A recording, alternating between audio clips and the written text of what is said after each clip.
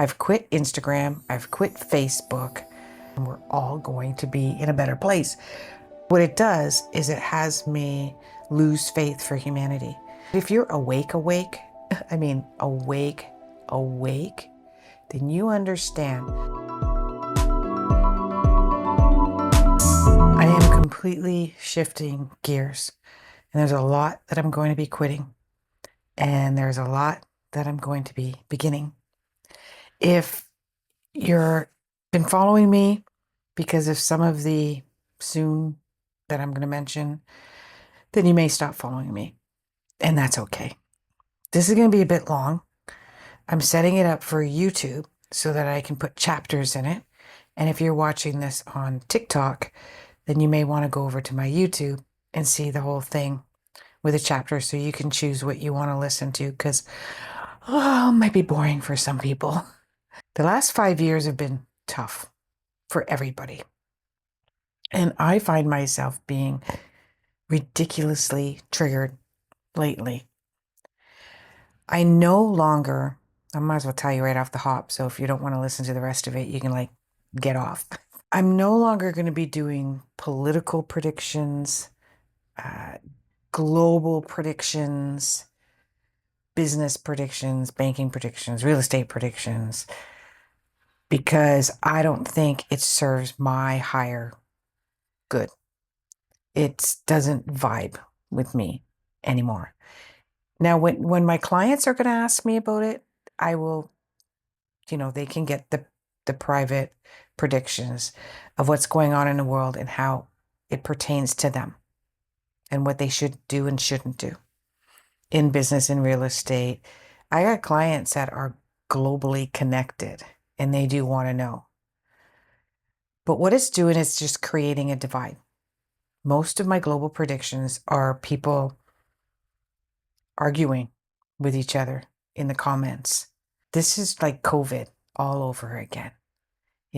On a spiritual level, on a deep galactic humanitarian level, I will talk about what's going on in the news and how it's affecting us on a spiritual level and how we need to step up, upgrade, how we can get over it, how we can get through it, how we can make sure that this all ends, has a happy ending, and how we can be a part of that. I'm so inclined to do a podcast on talking about a specific person's chart because they're popular at the time and I'm interested in taking a look at their chart. I'm going to do that. But I've done all the predictions. You can go back on all my TikTok and all my YouTube and YouTube shorts. I've quit Instagram. I've quit Facebook. I have X up there, but I really don't have I literally have hardly any followers. And I find it a bit political as well. Another Instagram up, but I haven't brought on any of the people that were there before. Most of what I'm doing on TikTok gets migrated over there. I don't even go on it.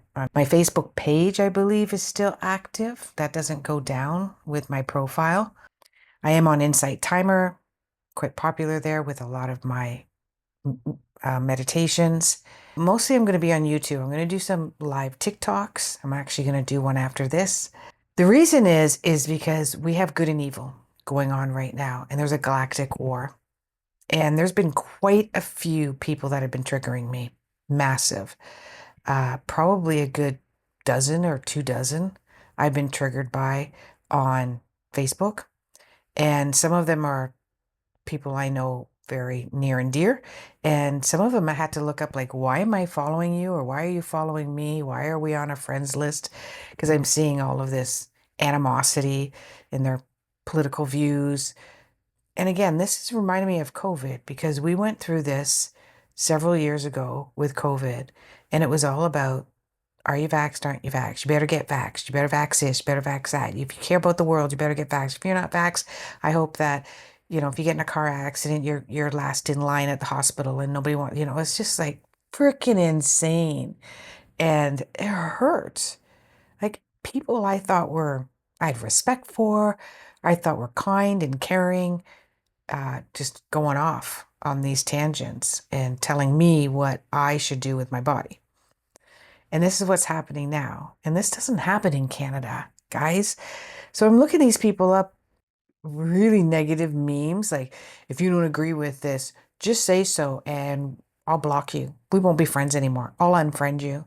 If you don't like what I'm saying, fine. Let's just unfriend me. Like, it's just insane. So I'll look them up and they'll be like, they're not even a client of mine. Maybe they started following me because they liked my astrology, but or my coaching and my advice, etc. I have no idea. So I wouldn't unfriend them. I would just unfollow them because I was like, I don't want to see your shit. But then I just like turned Facebook off. I just can't do it. I still got Messenger open because a lot of my clients reach out to me on Messenger and I do readings. Of course, Askhollyhall.com. You can find me. Now, mind you, I don't like follow political news, but if my spidey sense goes, I don't think this headline is right or accurate. I don't think this meme that's being shared, that doesn't really resonate with me. And so I'll look it up just to verify my spidey sense. And normally it's right. But I don't read the headliners and I don't go to a place where it says it's fact. Like, I don't fact check it. I just read articles. And often the articles are very informative and have nothing to do with the clickbait of the headliner. And I found myself doing it. So then I'm going into these comments of these mean things being said, and I'm trying to tell people, like, come on, guys, don't. First of all, what you're saying is not backed up by a lot of data. It's your opinion, it's your passion, it's your fear. It's the part of the elephant that you're looking at. In psychology, when I took psychology, University of York, one of the famous things that you look at is the elephant, and it's a big cartoon of elephant, and all of these little people with little magnifying glasses looking at different parts of the elephant. And if you're only looking at the tail, you think it's a rope. And if you're only looking at the ear, you think it's a piece of leather because you're only got this small vision of a small area. And not insulting, like narrow, like you're narrow-minded, but we are, the more focused we are on our fears and our passions and our anger, and when we're triggered, I know what this is triggering. This is triggering my massive abandonment issue that I had since I was a kid. And that's another story. No, my parents didn't leave me on a doorstep somewhere. Okay. In order for me to stay in my higher vibration, the spiritual, and to maintain that stance, I can't get engaged. I can't get involved. I have to turn it off because it's like a train wreck, right? You can't stop. You just find, next thing you know, an hour goes by and you're like, I'm all fired up, I'm wired up, I'm pissed off, and I'm disheartened. Okay. I don't get mad at people's opinions or their research or who they vote for or who they don't want to vote for. I really don't get mad about that at all. I don't have fear. I don't think it matters who gets in the United States, who gets in Canada. I really don't think it matters because there's already another agenda and it all has to play out exactly as it will. And we're all going to be in a better place, but we're not going to be if we keep hurting each other and bullying each other. And that's where I get disheartened.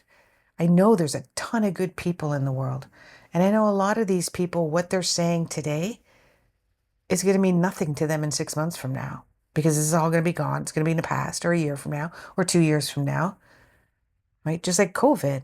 I'm still really hurting from some of the things but I know those people aren't.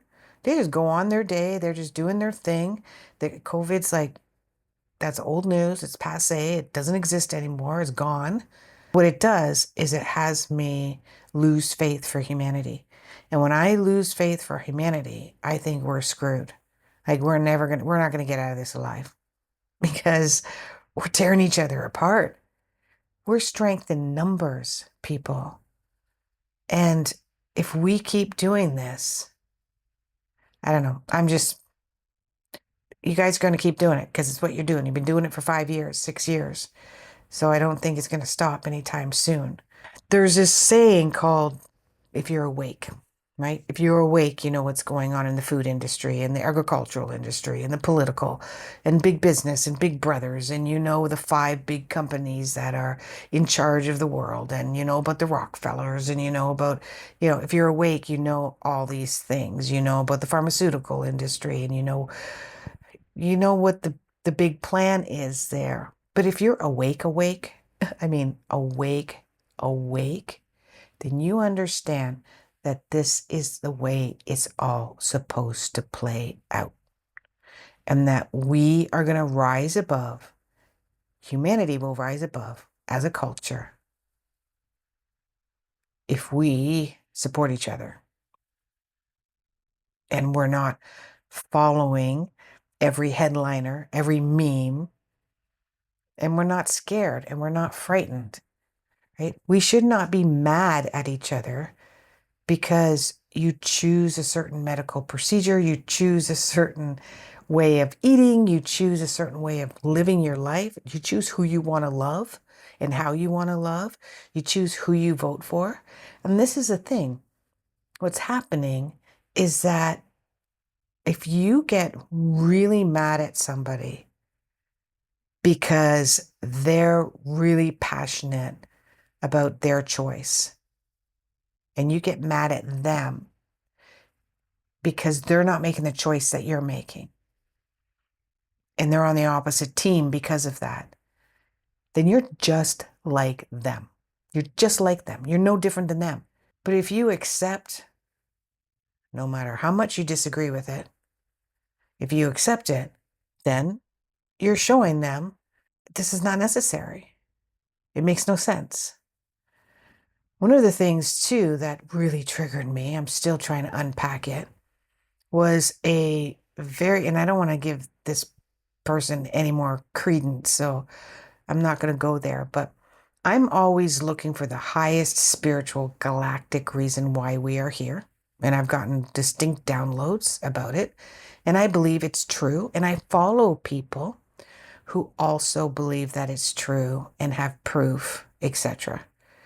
But I also born and raised Roman Catholic and am always searching for the real reason of Jesus and the real reason of God. I see God all the time. I see it all over in nature. I see it everywhere. But at 18, I was very disenchanted by the Bible. And so I struggle with that. And I'm constantly looking to follow people who I feel represent that spiritual side of it. So when this guy was a detailed research theologist, like he went to school for this. I think he's got like a PhD or he's working on a PhD on it. And he was breaking things down and this is true and this isn't true. And he's very Christian, very religious. And I was like, oh, I like this guy. I'm going to start to follow him. But then I see that he is interviewing someone who I also follow on the other side of the tracks of the woo-woo spiritual. We're not the only ones here on this, in this universe research that he does as well. He's not a scholar. He didn't get like a PhD in what he does. He's just extremely interested in that. So they're debating with each other and it gets awkward. I wouldn't say it gets ugly. It didn't get ugly, it got awkward.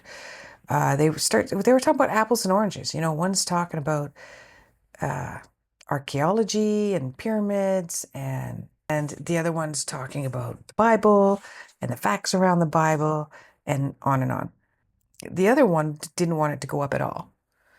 And this guy, Christian, he wanted it to go up because he wanted to prove the other guy wrong. And, there was some legal action, which I kind of don't blame, because if I do something and I don't want it up, I might say that too. Like I might send a little, it doesn't cost much to have a lawyer write something up and just send it off in the mail. I go back to the Bible with Thomas. And when Thomas wronged Jesus, all of the disciples said, look at what Thomas did. Thomas did you bad, man. You shouldn't have him here. He shouldn't be around us, dude. Really like blasphemy and gossiping and telling Jesus what he should do with this Thomas that betrayed him. What does he do? He invites him to the Last Supper. He shows to him that I'm going to treat you as I would want to be treated.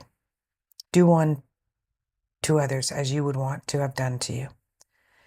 And to show Thomas that I'm not going to be like you. I'm not going to diss you because you didn't act the way I wanted you to act. I mean, wasn't that a lesson from Christ that we should do that? That's not easy to do. I don't know if I've always done that. I mean, there's some people that really dissed me and I'm like, oh, you're not in my life anymore. Bye-bye. I'm not inviting you to no Last Supper. So that was disheartening for me. That was really, I'm still trying to break this down. And this guy got royal treatment, the one that put the video up. And then everything else that's going on. So I'm just done. I don't want to be a part of that. I don't want to contribute to that clickbait type information in my videos. I want to keep it clean. I want to keep it spiritual. I want to keep you guys on the high road. Okay? What do you think? If you're going to stop following me, I understand. Namaste.